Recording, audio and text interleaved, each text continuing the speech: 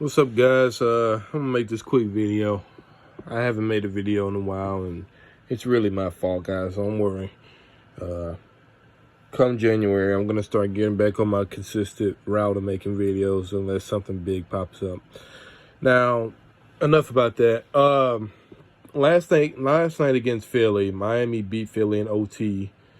I think by 2 points, or 1 point, if I'm not mistaken, 117-116.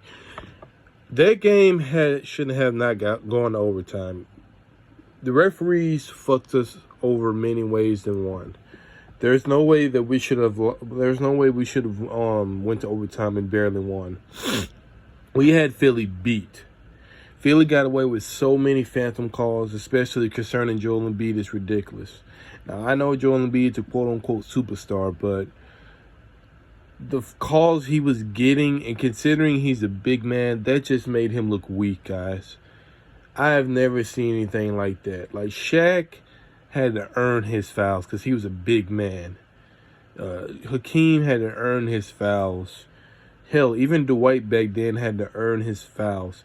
You're telling me you can't even guard this man or get a little physical with him? Just a little physical with him. Bam Adebayo literally had to guard him 3 feet off of him. Like, you couldn't touch him. You couldn't breathe on him. And the NBA need to do something about that, man. If we're the better team, we are the better team. You don't try to do this fabricated garbage to try to get someone else. That's why Joel Embiid scored all those points. Now, we do have a size issue. Don't get me wrong. Joel Embiid's very what I'm trying to say, he's very good. He's a good player. He's very talented, but there's no reason he shouldn't got all those calls, man. I mean, that's where most of his points come from, like bullshit ass calls. Goran Dragic, it was a play where Goran Dragic set his feet and was ready for the charge, and they called a blocking foul on Goran Dragic. You tell me a 6'2" manager point guard taking an actual charging foul and they turn into a blocking call? This dude had his foot set, guys. He had his feet set. Now, did his upper body move a little bit? Yes. But I thought the rules were, as long as you have your feet set and your lower body is not moving, that is a charge. They called that a blocking foul.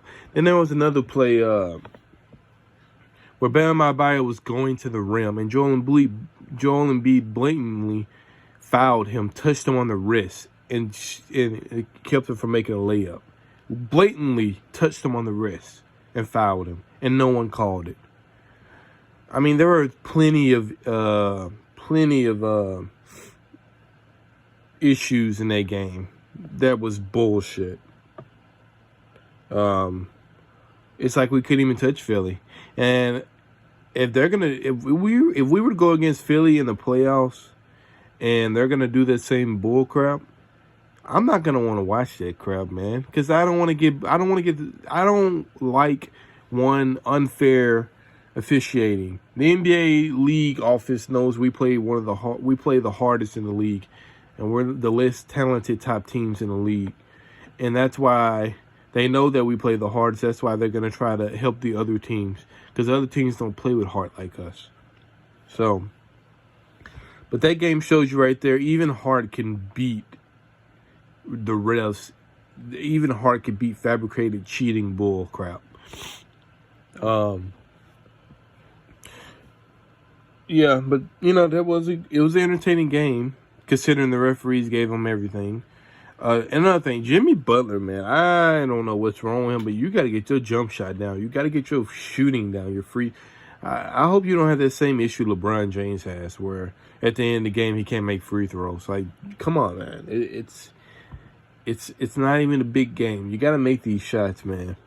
You got to make your jump shots. That's what we brought you out here to Miami to do. We didn't bring you out here to be Draymond Green.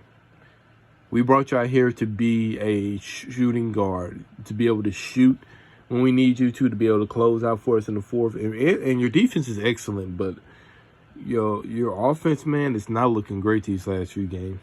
And it's kind of, especially against Philly, and it's alarming. Now, I know Josh Richardson's a very good defender, but Jimmy Butler, you're an all-star. Come on now, man. And I wish we still had Richardson, but we don't. So, Bam didn't have a great game. That's much to do with Joel Embiid's fouling. He fouled him a lot of times, and they didn't call it.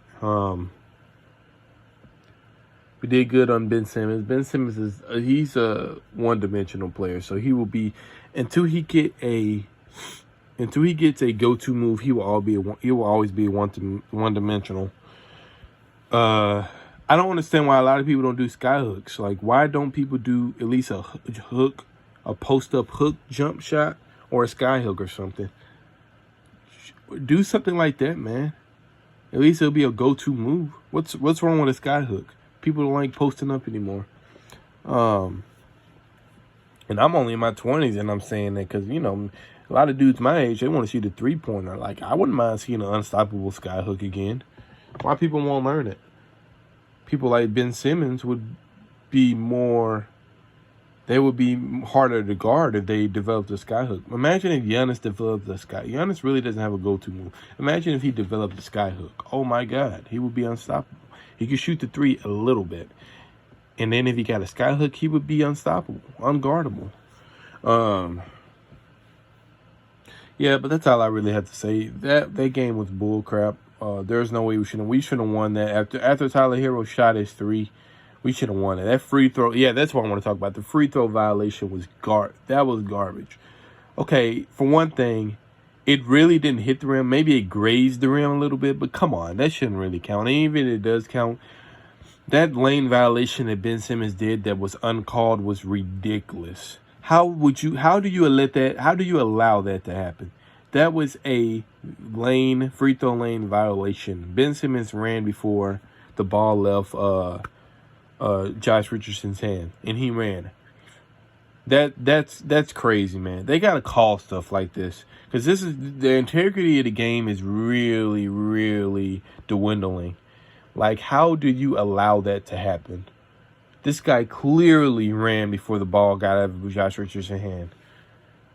That lane violation, we shouldn't have got the ball. That game shouldn't have been over with.